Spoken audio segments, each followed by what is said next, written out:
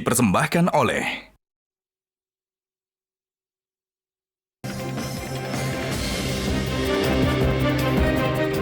Pemirsa, 3 minggu jelang pemilu, Presiden Joko Widodo gamblang menyatakan bahwa seorang presiden boleh berkampanye dan berpihak. Meski belum menegaskan apakah ia betul-betul akan berkampanye untuk salah satu paslon, pernyataan Presiden Jokowi seolah mengambil ancang-ancang. Ada apa di balik pernyataan Presiden Jokowi? Belum lupa diingatan, Presiden pernah mengingatkan agar pemerintah pusat hingga daerah harus netral. Meski secara aturan memungkinkan Presiden untuk berkampanye, apakah tindakan itu dapat dibenarkan secara etika? Inilah kontroversi selengkapnya. Jokowi, lain dulu, lain sekarang. Bersama saya, Zilvia Iskandar.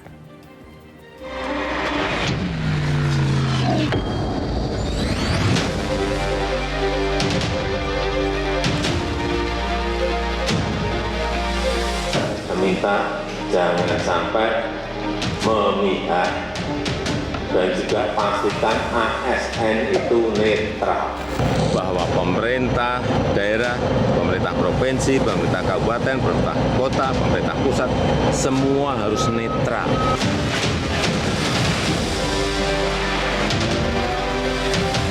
Dukung semuanya untuk kebaikan negara ini. Berarti dukung Pak Ganjar, dukung Pak Prabowo, dukung Pak Anies. Dukung semuanya untuk kebaikan negara ini.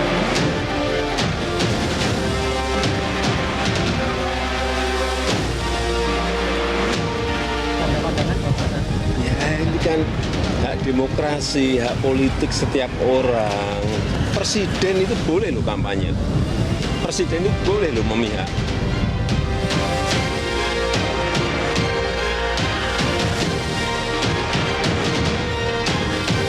Netralitas itu tercantum dalam sumpah seorang presiden. Sumpah seorang presiden itu dimulai dengan demi Allah, saya akan melaksanakan tugas ini sebaik-baiknya dan seadil-adilnya.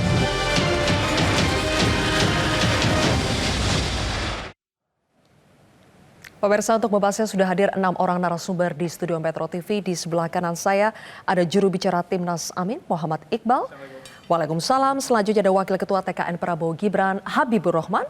Selanjutnya juga ada juru bicara TPN Ganjar Mahfud, Masinton Pasaribu. Kemudian di sebelah kiri saya ada analis politik Profesor Ikrar Nusa Bakti. Selanjutnya ada pakar hukum tata negara Bivitri Susanti dan juga kritikus politik Faisal Asegaf. Selamat malam semuanya. Terima kasih sudah hadir di kontroversi. Selamat malam, Bang Masinton. 3 minggu jelang pemungutan suara, 3 hari pasca debat Cawapres. Kemudian Presiden bilang dirinya boleh berkampanye dan berpihak. Apa ya pemicunya? Tanya Presiden. Pemicunya apa? Menurut Bang Masinton ya, jadi, apa?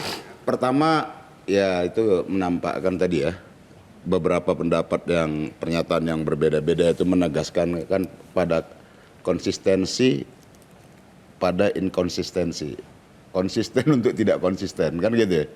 Nah jadi sebenarnya adalah bahwa secara norma perundang-undangan perlu diperjelas lagi itu. Di pasal 299 kalau nggak salah Undang-Undang 7 2017 itu tentang pemilu. Ya, di situ kan dijelaskan ya presiden dan wakil presiden memiliki hak untuk kampanye. Untuk kampanye gitu ya. Nah tinggal tuh kan ada juga bahwa di situ ya harus cuti, mengajukan cuti dan segala macam. Nah dalam konteks apa sebenarnya kan gitu ya, kalau posisi incumbent ya boleh. Ya memang karena posisi masih incumbent. Nah dalam konteks dukungan dukungan kalau politik ya karena partai politiknya sama gitu ya, nah, itu boleh. Walaupun tidak harus secara terbuka. Nah yang menjadi soal kan memang kalau presiden sudah mengambil sikap seperti itu, yang dipertanyakan orang kan, oh ini ada konflik interest dong ini dengan keluarga kan gitu ya. Nah jadi itu menegaskan bahwa sungguhnya, menurut saya bagus presiden mendeklir begitu, bagus artinya publik kemudian tahu. Publik tahu, oh ya ini sikap politiknya untuk anaknya. Yakin untuk anaknya, kan belum disebutkan tadi untuk berkampanye untuk siapa, memihak kepada siapa. Ya seorang orang tua ya nggak mungkin menerabas merubah aturan ya MK. Ini kan persoalan ini di seluruh puncak persoalan ini kenapa kita dengan pemilu ini kita bertanya-tanya ya. Oke. Jadi saya tidak perlu bertanya lagi ya, puncak akan memihak gunung kepada esnya siapa kan presiden. di MK. Ada nepotisme di sana.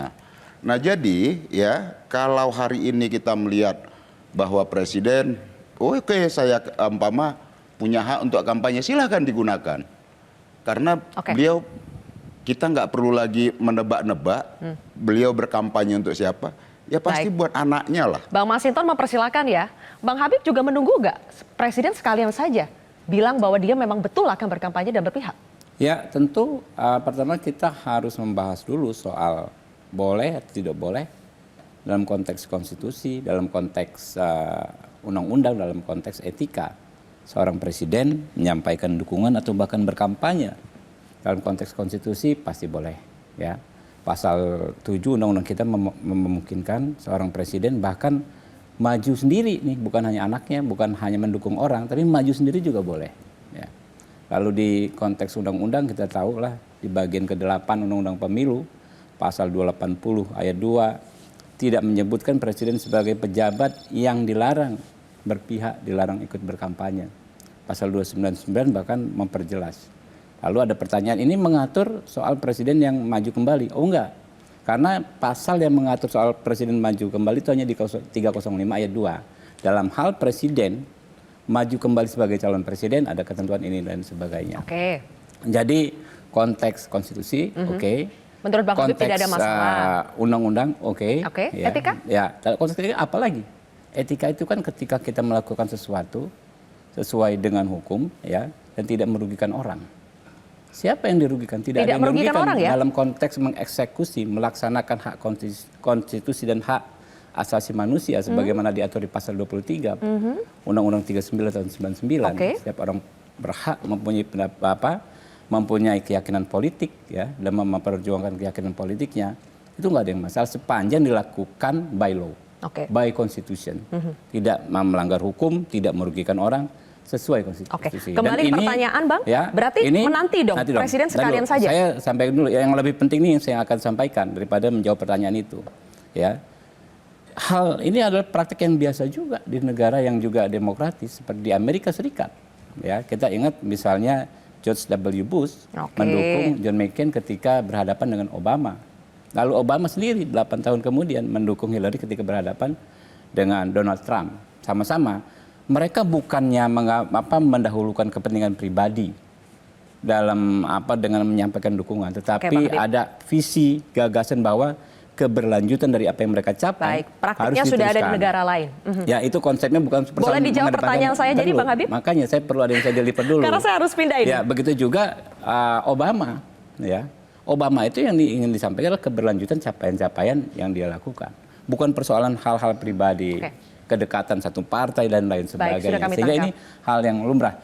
Partai Gerindra, koalisi Prabowo Gibran, ya sangat menghormati Pak Jokowi. Ya, dia punya kewenangan untuk menyampaikan sikapnya nanti seperti apa. Kami begitu menghormati beliau. Silakan. Kalau beliau dalam waktu dekat menyatakan dukungan kepada Pak Prabowo dan Mas Gibran, ya alhamdulillah. Berarti gagasan-gagasan besar kita mendapatkan dukungan. Bang Iqbal, tadi kan Bang Habib mengatakan secara etika yang penting tidak merugikan orang lain. Kalau presiden betul-betul berkampanye dan mengatakan berpihak kepada siapa, itu merugikan orang lain nggak sih? Yang pertama saya ingin mengulas, bisa jadi ini bentuk kepanikan. Karena surveinya nggak naik-naik, sembako juga nggak jalan juga, ya kan? Akhirnya ini the last change nih. Ini kayaknya solusi terakhir nih, coba nih. Ya sehingga ini mungkin dianggap jalan terbaik. Kan udah kode-kode, Bu Iriana hari ini udah begini-begini di mobil kan. Kayaknya kok rakyat kok nggak paham-paham nih, oh kayaknya harus tegas nih katanya gitu ya. Yang kedua, yang paling berat dari Pak Jokowi itu adalah karena Pak Jokowi ini pernah menyerang Prabowo dalam debat. Ada 4 poin, menuduh Pak Prabowo mempertanyakan integritasnya, komitmen terhadap pelanggaran HAM, terhadap perempuan, terhadap korupsi gitu ya. Lalu bagaimana Pak Jokowi sebagai presiden akan menjilat lidahnya sendiri? Dan itu tentu saja akan menjadi beban berat bagi seorang pemimpin. Dan yang ketiga soal keamanan. Kalau Pak Jokowi melepas semua fasilitas negara, bagaimana resikonya? Siapa yang mau tanggung jawab? Dan ini tentu saja, tadi kalau Bang Habib bilang biasa di negara lain, tapi tidak pernah terjadi di Indonesia.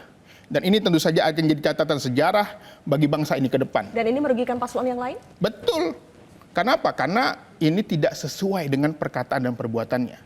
Dia menuduh anak buahnya untuk jangan kampanye, main jari aja nggak boleh, like aja nggak boleh. Tetapi dia sendiri justru menunjukkan sesuatu yang tentu saja tidak etis. Tapi kan Pak Jokowi jawabnya ketika ditanya wartawan ya, itu ada dugaan Ibu Iriana yang melakukan salam 2 jari. Katanya menyenangkan. Nggak, makanya saya juga heran juga hari ini Ketua KPU statementnya adalah bahwa itu kan Pak Jokowi menjelaskan undang-undang. Ketika ada pelanggaran pemilu di Taiwan, Pak Jokowi menjelaskan itu kan karena ada libur hari Imlek gitu. Jadi kayaknya udah tektok-tektok aja nih berdua nih gitu. Itu menurut saya hati-hati nih, bahaya nanti masyarakat jadi salah paham gitu loh. Baik, oke. Tadi Bang Iqbal menyinggung soal elektabilitas, kemungkinan karena kepanikan ya. Dikit aja soal itu. Saya tampilkan dulu ya Bang Habib, karena waktu kita singkat, kita tampilkan dulu elektabilitas. Betulkah ada kepanikan karena elektabilitas Prabowo Gibran ini belum mencapai lebih dari 50%? Kita tampilkan dulu Bang Habib. Kalau survei mah udah baca semua Mbak. Iya, coba Prabowo Gibran 46,7. Coba berikutnya. Udah, kita putarkan cepat. Kita udah buka semua. Nah, pertanyaan saya begini, betul tidak? Dikit aja, Prof. Ikrar. Katanya boleh. Kita hormati dulu ya, betul tidak Prof. Ikrar kalau ada kepanikan karena survei? Ya kalau menurut saya ada benarnya ya. Bukan cuma kepanikan karena survei. Karena di dalam 2 debat calon presiden dan calon wakil presiden terakhir itu paslon yang didukungnya itu penampilannya sangat buruk ya, termasuk khususnya ya itu yang pertama Pak Prabowo sendiri ya, dia kan dilulukan sebagai orang yang pasti tahu tentang pertahanan keamanan gitu kan. Ternyata waktu debat ya, pertama Pak Prabowo itu dalam situasi yang lelah, makanya kelihatannya nggak begitu konsen dalam debat calon presiden pada saat itu ya. Yang kedua, anaknya sendiri itu melakukan suatu political blunder ya. Jadi ini yang kemudian menimbulkan, Anda tahu ya, efek negatifnya itu cukup tinggi ya. Dan kalau kita lihat juga apa istilahnya itu suara-suara publik yang melalui X ataupun yang mana ya, akibat dari pernyataan presiden tadi pagi ya, kemarin pagi atau tadi pagi? Yang di Lanut? Kemarin itu pagi kemarin. ya itu nilainya negatifnya sampai 90,5% Sentimen negatifnya. Ya, itu menunjukkan bahwa ini pandangan publik loh ya, bukan pandangan misalnya jadi politisi. Pernyataan presiden kemarin itu justru backfire, bumerang Ya, walaupun jadi presiden. buat saya itu bagus. Kenapa bagus? Karena itu berarti presiden itu telah membuka kedoknya sendiri ya, bahwa siapa dia begitu. Yang selama ini nggak ngaku ya. Selama ini enggak gitu kan. Tapi saya juga harus memberi catatan ya. Itu yang namanya Bawaslu maupun KPU itu harus jelas juga. Kunjungan kerja itu masuk dalam kategori kampanye atau bukan gitu. Kunjungan kerja yang mana ini? Banyak ya kunjungan kerja. Yang terakhir yang di Jawa Tengah. Ke Jawa Tengah ya, itu udah 3 kali loh ya. Dan itu jelas sekali. Dia bukan cuma membantu masyarakat dengan karung beras yang 10 kiloan plus ini bansos dan uang ya. Tapi juga ada yang namanya BLT Puso ya. Jadi petani yang gagal panen per hektar itu 8 juta dan satu kelompok tani ada yang dapat 122 juta. Sudah ada tindakan-tindakan yang terindikasi itu berkampanye? Kalau buat saya itu kampanye. Bang Habib tanggapi sebentar sebelum kita jeda. Silakan. Jadi sedikit ya soal panik nggak panik ini kan kadang-kadang ya udah kayak ceng-cengan aja, kayak saling lempar olok-olok. Lu panik tanpa ada dasar yang jelas. Tapi kalau saya berargumentasi, kami itu yang paling tidak punya hak untuk panik dalam konteks elektabilitas. Karena kami tinggi dan jauh lebih tinggi daripada kompetitor kami. Hampir 20%. Baik dengan skenario 3 paslon ataupun 2 paslon kalau maju ke putaran kedua. Di skenario kan kalau lawan Anies kami 58, Pak Anies 30 sekian. Lawan Pak Ganjar 58, 20% lebih. Jadi kami agak gimana, kami nggak punya hak untuk panik gitu loh, orang seperti kami nih gitu loh. Kami ya optimis, sukaria. Mas Habib nggak panik, Pak Jokowinya yang panik. Apalagi Pak Jokowi. Nanti dulu kan suruh nanggapi. Kan udah tadi jangan borong semua dong, gantian dong. Tidak perlu panik kalau untuk paslon 02 kan. Tadi kan nanggapin Prof. Saya nanggapin yang tadi boleh di Amerika tuh Obama dukung Hillary. Ya, karena sama-sama satu partai ya boleh. Yang jadi persoalan hari ini adalah bapak mendukung anak, calonnya itu adalah anak, gitu loh. Yang hari ini, kata Prof tadi, ya publik sudah bisa melihat, topeng itu sudah terbuka. Jadi sebenarnya hari ini tidak ada lagi itu prinsip netral. Nggak ada lagi itu. Nah sekarang persoalan etik.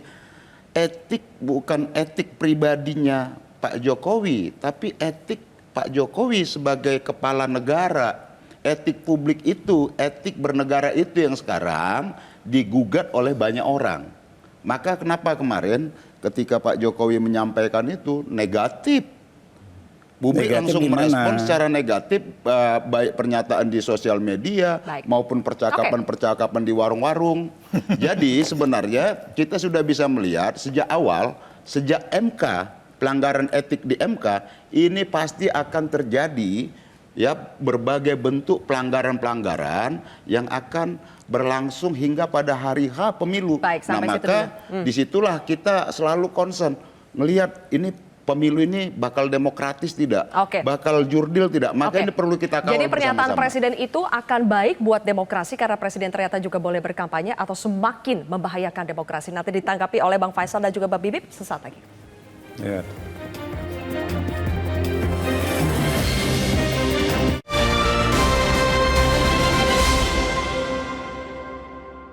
Dipersembahkan oleh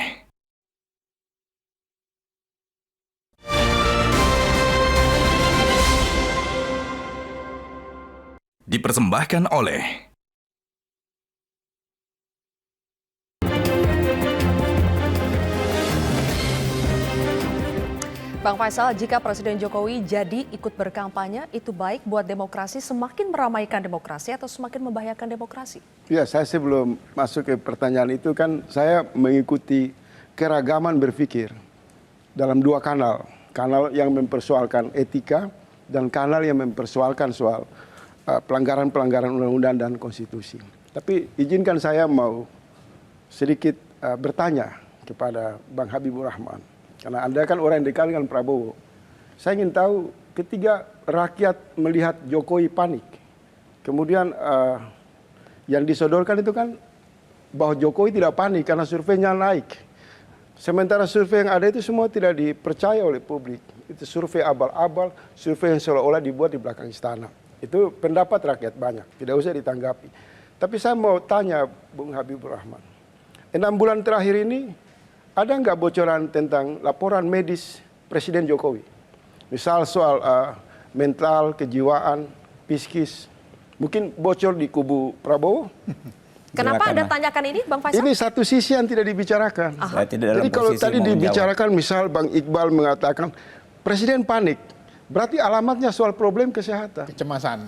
Jangan-jangan menurut saya, ketika semua orang marah terhadap Jokowi melanggar etika, Jokowi menabrak aturan, sementara orang lupa tindakan kegilaan politik itu dilakukan Jokowi karena mungkin depresi, karena mungkin stres, karena kegilaan politik yang luar biasa. Nah ini perlu ada penjelasan yang luas kepada publik. Jangan kita pada satu objek seseorang yang sudah banyak kita bicara etika, kita beri peringatan kepada presiden, tapi ternyata masalah presiden harus ke rumah sakit jiwa untuk menguji mentalnya. Apakah tindakan-tindakan presiden itu wajar, bermartabat, terhormat dalam konteks negara bangsa, dalam konteks presidensial, dalam konteks untuk menjaga peradaban demokrasi. Kenapa ya Anda sampai meminta presiden untuk mengecek kejiwaannya? Karena menurut saya begini, ada kalau tidak salah 5 pemimpin di dunia itu yang punya masalah. Karena mereka terbawa oleh syahwat kekuasaan yang sangat kuat, sehingga mereka membabi buta, gelap mata, menjadi otoriter, menjadi super jahat. Sehingga kalau kita merujuk kepada judul hari ini, kemarin dan kalau tidak Lain salah, dulu, lain sekarang. Lain dulu, lain sekarang. Menurut versi publik, pada dulu Jokowi masih bagus, masih apa adanya, masih natural.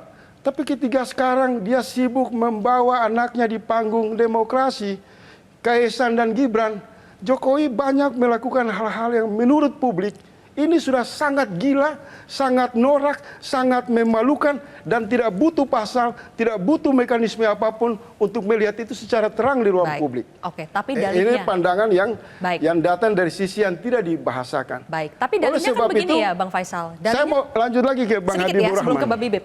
Lanjutkan dulu sedikit, tuntaskan. Oleh sebab itu, ketiga Prabowo, Bang Habibur Rahman, dan seluruh partai yang menurut publik tersandra, dugaan ya, tersandra dan manut di lingkaran kekuasaan hari-hari ini berdiri membela Jokowi, harus konfirmasi dulu kesehatan Jokowi.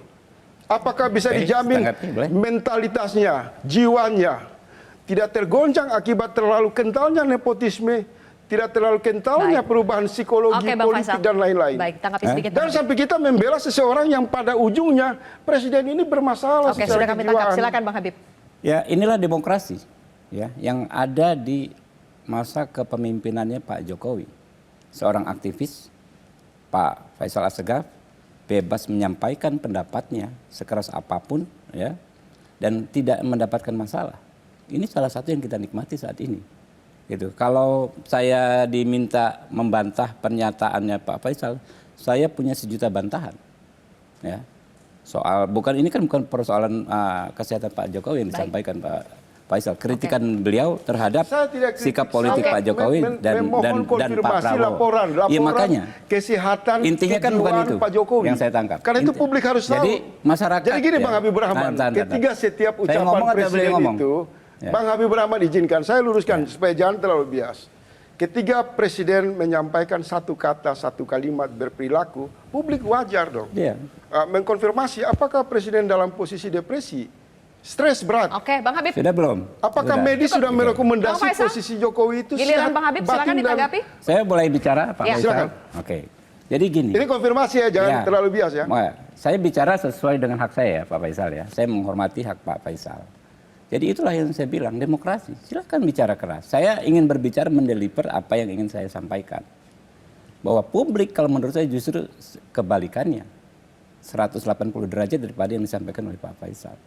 Publik menghargai, mengapresiasi capaian-capaian Pak Jokowi di bidang ekonomi, di bidang konektivitas, ya, di bidang penegakan hukum dan HAM, semua. Gitu, sehingga kepuasan publik terhadap Pak Jokowi itu nggak pernah turun dari 75. Ya. Dan saya ini orang yang ketemu rakyat juga Pak Faisal. Tiap hari saya ketemu nggak kurang dari 2.000 orang. Ya. Beneran, saya ketemu orang nggak kurang dari 2.000 orang per hari. Saya jalan kaki kemana. Saya mendapatkan apresiasi yang tinggi sekali dari rakyat tersebut terhadap Pak Jokowi. Yang artinya tidak perlu cek kejiwaan ya? Wah, itu bukan pertanyaan yang harus dijawab kok. Gitu kan, tidak perlu dijawab ya pertanyaan Bang Faisal tadi. Dan saya nggak akan jawab, saya hanya katakan bahwa publik menurut saya berpendapat sebaliknya daripada yang disampaikan Bung Faisal. Sayang sekali kita harus jeda, Mbak Bibip, mohon maaf. Nanti saya akan beri waktu panjang untuk Anda menjelaskan soal aturan. Spesial untuk Anda. Sesaat lagi pemirsa tetap di Kasihan Mbak Kontroversi. Bibip ini, mohon maaf ini Mbak Bibip.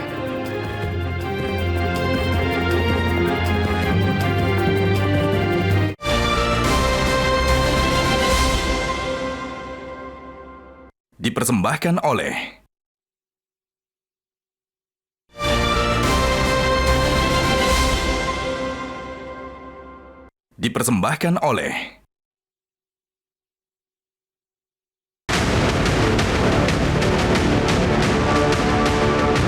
karena kebetulan saya diajak makan siang waktu itu. Dan waktu makan siang itu saya sampaikan, Pak Presiden, saya sering bertemu dengan orang-orang yang mencintai Bapak.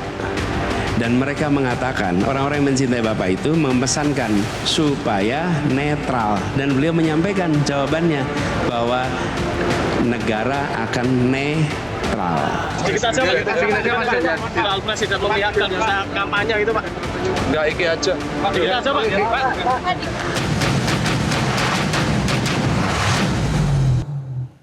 Kami kembali melanjutkan kontroversi, pemirsa. Mbak Bibip, sekarang kita akan bedah dari aspek hukumnya ya. Coba kita akan tampilkan grafik pasal-pasal. Ini sudah sering dibahas Mbak Bibip selama 2 hari terakhir ini. Cuma saya mau langsung masuk mungkin ke pasal 282 dan 283. Karena di situ ada pernyataan bahwa presiden tidak boleh memihak. Ini 299, tadi kita kurang lebih sudah tahu, sudah banyak membahas bahwa presiden dan wakil presiden punya hak kampanye.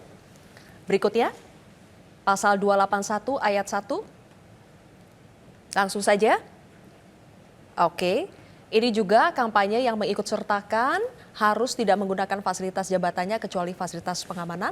Dan berikutnya, ini dia yang mau saya tanyakan langsung ke Mbak Bibip. Kalau ada pernyataan bahwa presiden itu mengatur bahwa para pejabat negara dilarang berpihak selama masa kampanye atau membuat keputusan tindakan yang menguntungkan atau merugikan salah satu peserta pemilu selama kampanye. Jadi bagaimana yang betul sebetulnya Mbak Bibi?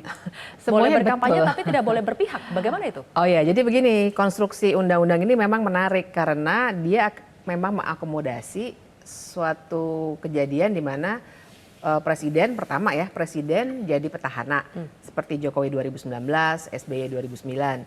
Terus situasi kedua adalah ketika presiden memang mendukung anggota parpolnya ataupun resmi menjadi tim kampanye suatu paslon. Nah, yang ketiga baru ini yang paling penting justru prinsipnya.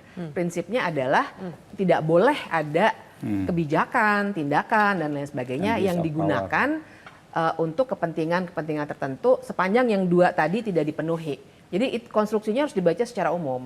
Memang nggak bisa dibacanya sepotong-sepotong sehingga seakan-akan saling bertentangan gitu. Memang dia ada stage yang berbeda. Nah, tapi gini, saya mau bilang bahwa pegangan kita kan sebenarnya intinya harus pemilu yang jujur dan adil. Jadi keadilannya itu yang harus kita pegang. Dengan berpedoman pada itu, maka kita harus melihat pernyataan Pak Jokowi kemarin harusnya diletakkan. Jadi memang kan karena dia ini ya doorstop ya. Jadi mungkin sepotong. Nah, penjelasannya itu yang tidak dilanjutkan bahwa harus cuti misalnya ya. Tidak boleh menggunakan fasilitas negara. Dan kita tahu misalnya dia sekarang tidak dalam kondisi cuti dan lain sebagainya. Hal-hal yang sifatnya sebenarnya sangat detail dan harus dipenuhi kalau konteksnya adalah kampanye. Berpolitik boleh nggak? Ya pasti boleh, itu kan hak. Tapi berkampanye harus ikut aturan main dalam Undang-Undang 7 2017. Itu yang harus dipahami secara hukum. Nah, cuma kalau dikembalikan secara etik, nah ini penjelasannya buat saya Bang Habib bukan sekedar tidak melanggar hukum dan tidak merugikan. Etik itu sesuatu yang lebih tinggi daripada hukum. Jadi etik itu adalah soal benar atau kepatutan dan kepatutannya harus dibaca dalam konteks jabatan presiden. Jadi kepatutan buat saya, buat kita semua di sini dengan orang yang megang jabatan sebagai kepala negara dan kepala pemerintahan pasti berbeda. Nah, ini yang pegangannya harusnya di situ. Kalau memang pernyataan wakil presiden misalnya kita dengar pada hari ini dia bilang, oh memang boleh sih tapi saya tidak mau memihak. Buat saya itu lebih wise, lebih bijaksana dalam situasi seperti sekarang. Saya gara-gara ngomongin ada perubahan ya, tema kita kan Jokowi lain dulu lain sekarang. Saya sebenarnya jadi ingat pada sebuah buku kalau nggak salah hampir 3 tahun yang lalu, Ben Bland yang bilang Jokowi itu man of contradictions. Jadi ini sebenarnya menunjukkan lagi memang ada kontradiksi yang ditunjukkan oleh Jokowi. Kalau berbicara ini dia melanggar hukum nggak sih sebagai pernyataan yang menjawab doorstop ya kita hentikan di situ. Tapi kan kita mesti baca menurut saya dalam situasi atau simbol-simbol politik yang sebenarnya ingin dia tunjukkan bahwa ya dia akan mengambil langkah yang lebih konkret untuk mendorong supaya putranya menang gitu. Mungkin sebabnya adalah undang-undang tidak bisa menangkap situasi yang sekarang ini terjadi. Undang-undang itu kan dibuatnya secara empirik ya. Dan situasi seperti sekarang ini unprecedented. Belum pernah ada dalam sejarah Indonesia. Presiden kemudian anak presidennya gitu. Lagi mencalonkan diri. Iya, yang partainya juga beda gitu kan. Partainya juga beda. Ngomong-ngomong soal simbol politik, boleh kita tampilkan lagi foto Presiden Jokowi di Lanut? Yang ada di Lanut, di sampingnya ada Menhan, kemudian di sampingnya Panglima TNI. Nah, Prof. Ikrar, kalau ngomong simbol politik, di sampingnya itu Menhan ketika Presiden Jokowi sedang berbicara. Di sampingnya lagi Panglima TNI dan ini Lanut, belakangnya itu tentara. Apa yang kita bisa baca dari ini? Ya, ini yang makanya banyak orang mengkritiknya kan di sini ya. Pertama, sebelah kanannya itu Menhan yang adalah calon presiden yang dia dukung, gitu kan. Sebelah kirinya Panglima TNI dan itu ada alat, walaupun itu transportasi tapi juga adalah pesawat tempur. Ya biar gimana tuh, alat transportasi tempur atau alat helikopter tempur juga ya. Yang itu kemudian menunjukkan, apalagi ini di Halim Perdana Kusuma ya, yang adalah pangkalan udara untuk tentara, bukan untuk pesawat sipil ya. Kalau yang di pesawat sipil sih mungkin nggak jadi masalah ya. Itu yang kemudian dikatakan juga bahwa ini adalah milik negara ya, ini kemudian membuat satu pernyataan seperti ini seakan-akan itu juga menyatakan bahwa TNI ada di belakang gue loh. Ya, jadi itu menjadi suatu hal yang problematik ya. Nah, tapi saya juga ingin juga menyatakan bahwa presiden itu harus mematuhi undang-undang juga ya, yaitu pasal 281 sampai 283 tersebut ya, bahwa dia harus cuti, dia harus begini, harus begitu dan sebagainya. Makanya KPU bilang dia minta cuti pada dirinya sendiri karena dia presiden, minta cutinya kan kepada presiden bukan kepada KPU.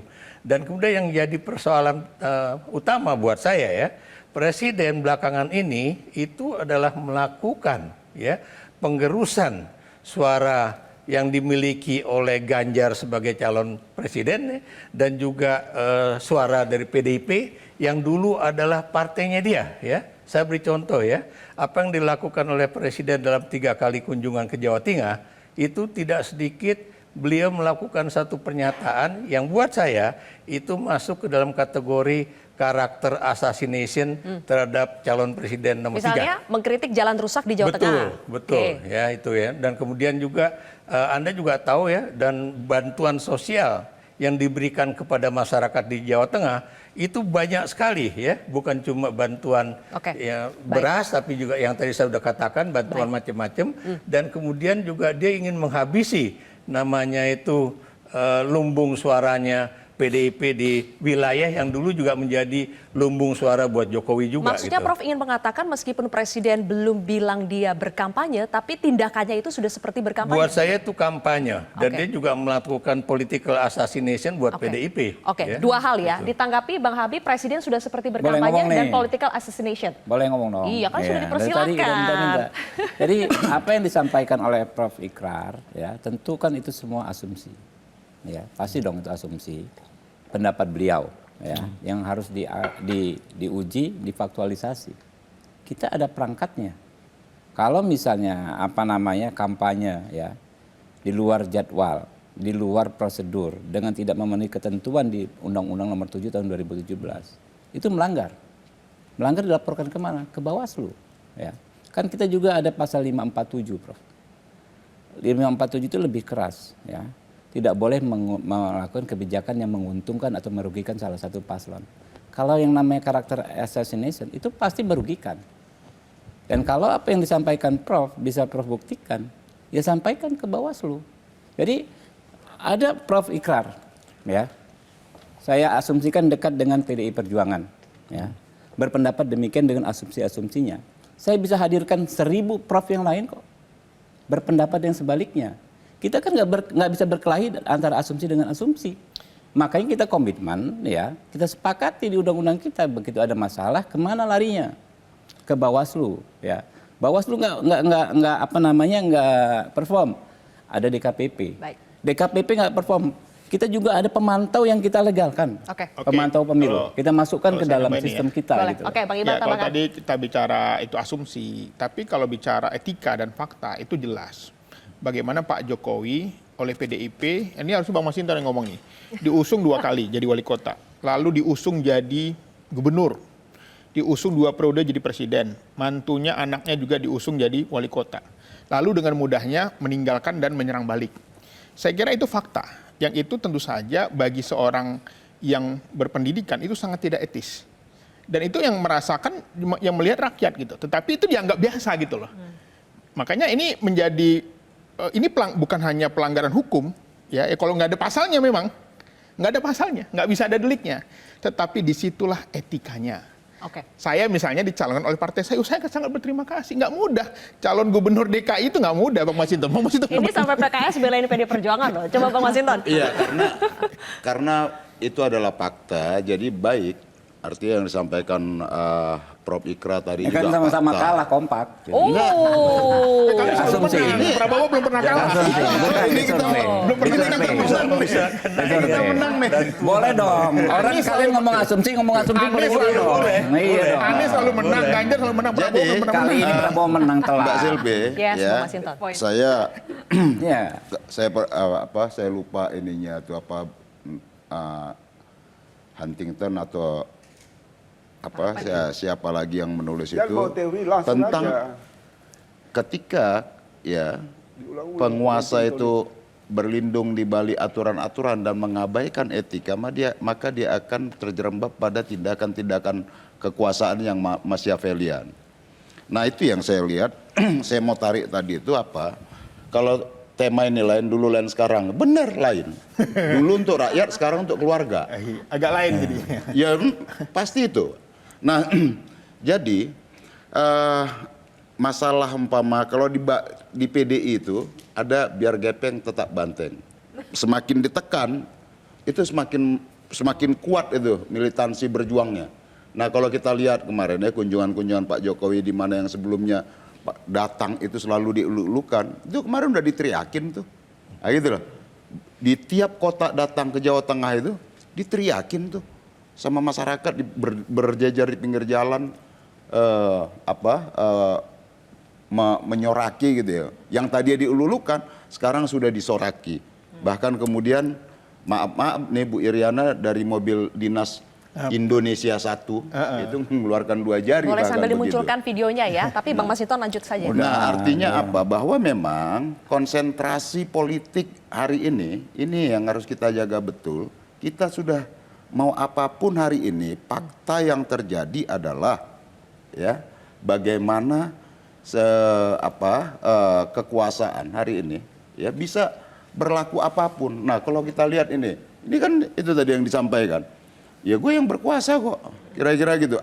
Secara aturan nggak ada yang dilanggar, tapi secara etik publik, itu yang menjadi masalah. Nah itu yang selalu saya analogikan itu, yang ibu hamil di kendaraan umum gitu ya.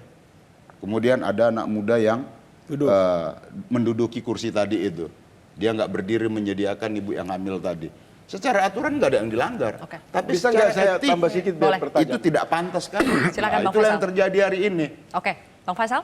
Iya, saya mau langsung mengkritik Anda di partai politik ini. Ketika bicara pasal, mekanisme, bicara etika, sebenarnya bukan di ruang publik. Saya sebagai rakyat yang mengupah anggota DPR, mestinya mereka memperbincangkan etika dan potensi pelanggaran pasal yang dilakukan oleh Jokowi itu di gedung DPR.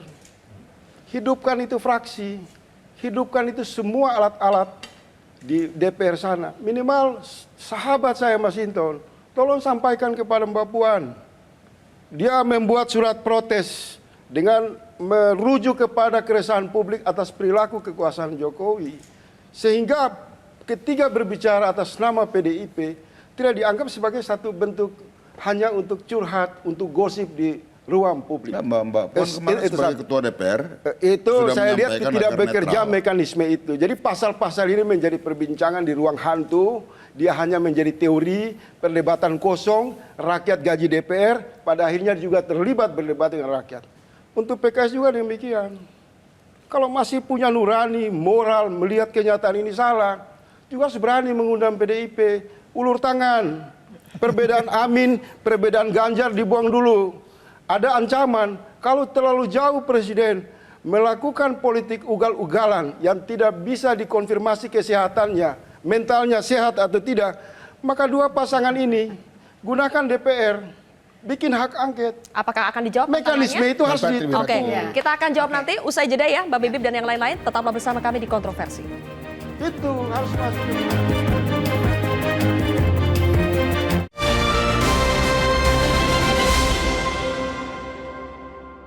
Dipersembahkan oleh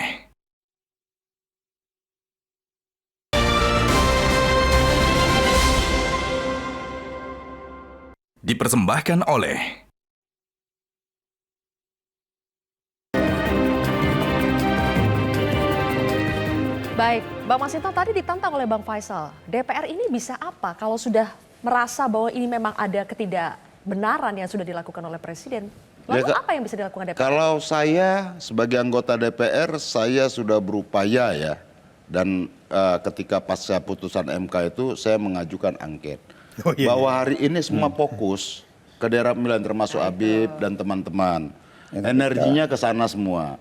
Tapi saya yakin usai pemilu ini akan kita gulirkan terus. Saya akan kawal terus baik angket maupun interpelasi menanyakan proses dan sikap-sikap politik Presiden menurut saya. Nah kemudian kita lihat ya bagaimana belakangan ini, yang menurut saya ya, baik itu bansos apa, yang tugasnya menteri, bahkan hal yang teknis lah, presiden sampai ngukur jalan begini ini. Kalau kita lihat Jawa Tengah kan, tarik garis, malah Pak Basuki di samping ngelihat gitu. Bagus kan. dong. Itu Dia kan sampai peduli dengan jalan yang jelek. Oh iya, kita tahu bahwa yang sebelumnya itu tadi temanya lain dulu, lain sekarang. Bahwa beberapa tahun, wah ini jalan di Jawa Tengah sangat baik. Bahkan itu juga berdasarkan data. Jawa Tengah, jalan-jalan negara dengan di berbagai provinsi lainnya. Kualitas di Jawa Tengah itu jauh lebih baik. Tapi itu tadi nyambung dengan Prof. Ikra tadi, bahwa ada upaya-upaya untuk melakukan ya karakter assassination lah menurut kita. Sampai kepada Ganjar. Hal-hal teknis tadi itu sampai dorong-dorong begini kan. Yang menurut kita ya, yang kita lihat, saya sampai diskusi atau sama apa, kok sampai begini ya presiden. Hal yang sangat mikro teknis sekali dia kerjakan sendiri, itu kan lucu gitu. Tapi, walaupun itu nuansa politiknya sangat tinggi. Dulu itu ngomong-ngomong soal nuansa politik, dulu itu Bang Masinton memang memulai angket ya, tapi sasarannya salah. Dulu Mahkamah Konstitusi harusnya memang langsung ke Pak Jokowi, karena dari dulu sebenarnya sudah kelihatan. Nah tapi anyway saya mau menanggapi bahwa saya setuju kalau ini dibawa ke ruang politik formal. Karena kan memang ya kita-kita yang ada di sini bisa membincangkan bahkan sama para politisi, tapi ada ruang politik formal yang sebenarnya bisa digunakan oleh para politisi. Kalau Ya, berbicara hukum tata negara, kalau berbicara hukum tata negara itu kan sebenarnya sanksinya tuh lembaga penegak hukumnya sebenarnya kan ada dua. Ada lembaga penegak hukum dalam konteks hukum pemilu, Bawaslu, tapi ada juga yang akan memberi sanksi dalam tanda kutip secara politik. Nah, nanti kita jangan berpikir dulu bahwa wah ini akan ada chaos segala macam, jangan. Tapi wakil rakyat itu harus bergerak kalau memang ada hal-hal yang tidak disukai, kita kritik lain sekarang. Dan jangan lupa sebenarnya kan ASN kan juga mungkin nggak suka ya lihat gestur yang kemarin, karena mereka itu jari-jarinya aja dilarang, nge-like dilarang, sementara bosnya Pak Jokowi kan pemimpin tertinggi ASN, malah bilang mau berpihak gitu. Itu yang harus ditanyakan. Ke Bang Iqbal. Oke, yang disampaikan Pak Jokowi dari kemarin kan diputar nih 2 video. Kalau nggak salah di tempatnya acara kemarin juga ya. Prime Time News? Ada 2 video diputar. Pak Jokowi berbicara di depan PJ, ya kan, yang ngomong netral-netral. Yang disampaikan Pak Jokowi itu benar. 280 ayat 2. Ya. ASN, PJ itu kan ASN. Dan ASN tidak boleh ikut kampanye dan harus netral. Benar sekali. Yang disampaikan Pak Jokowi kemarin yang di airport itu, yang ada pesawat itu tadi, juga hal yang benar. Presiden, bukan nanti dulu. Presiden boleh berkampanye. Boleh berpihak. Nggak ada pertentangan, tidak ada inkonsistensi dari 2 video itu. Karena memang kita juga harus mengedukasi juga. Ada pasal yang jelas mengatur 2 hal tersebut, 280 ayat 2 dan pasal 299. Jadi tidak bertolak belakang ya? Nggak ada pertentangan sama sekali, nggak ada isu di situ. Ini kan kita bicara hukum tata negara, jadi nggak bisa. Maksud saya kita harus lihat dimensi politiknya, pasal-pasal yang baru dibaca. Politik dari statement ya, politik apapun itu tapi kan tidak bisa mengacu diukur kepada hanya undang-undang dari pemilu teks dong. pasal. Mengacu pada undang-undang pemilu. Kita paham lah Sudikno membaca, menafsirkan undang itu berdasarkan makanya silakan DPR pasal-pasal membawanya ke ruang politik.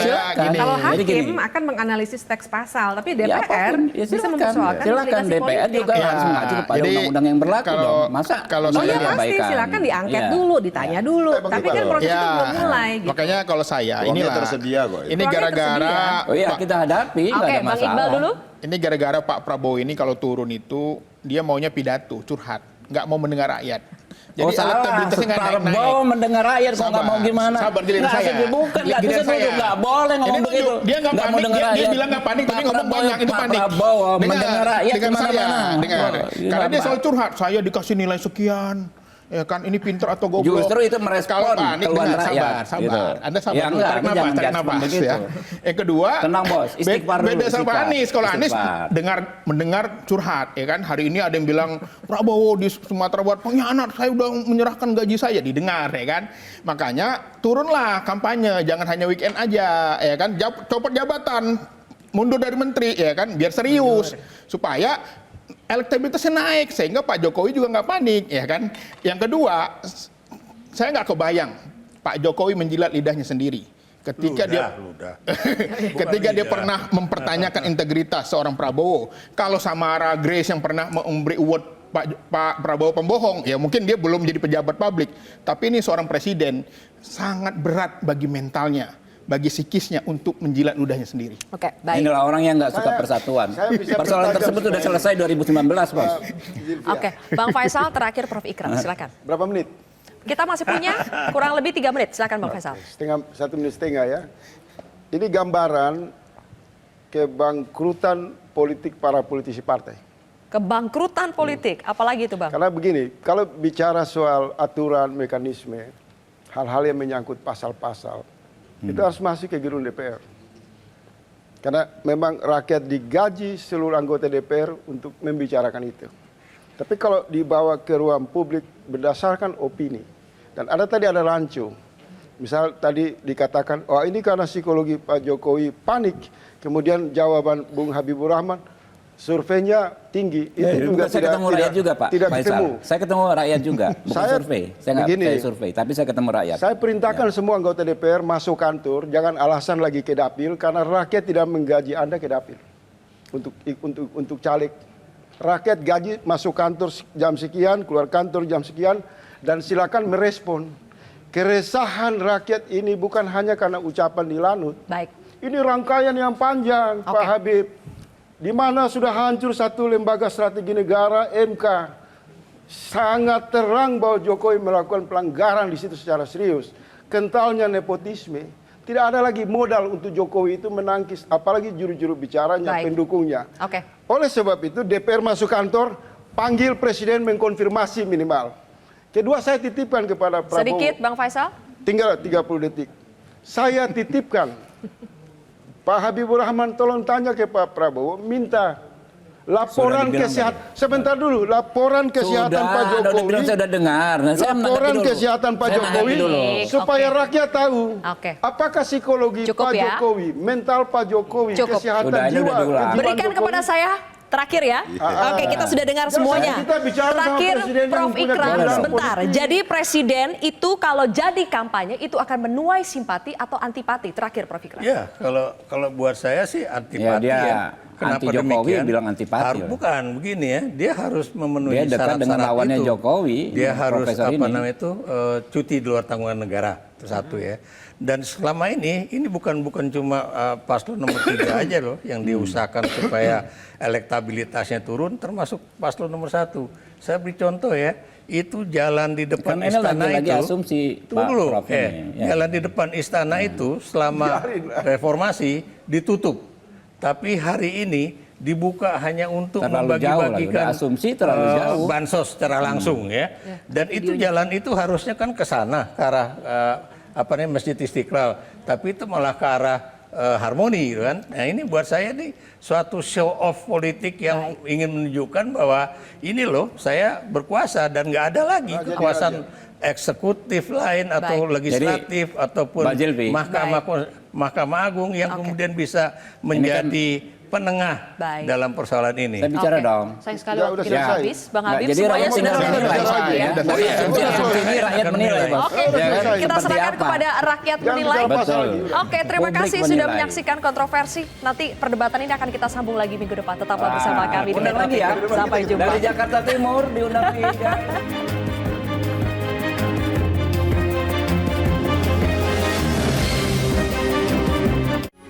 Metro TV.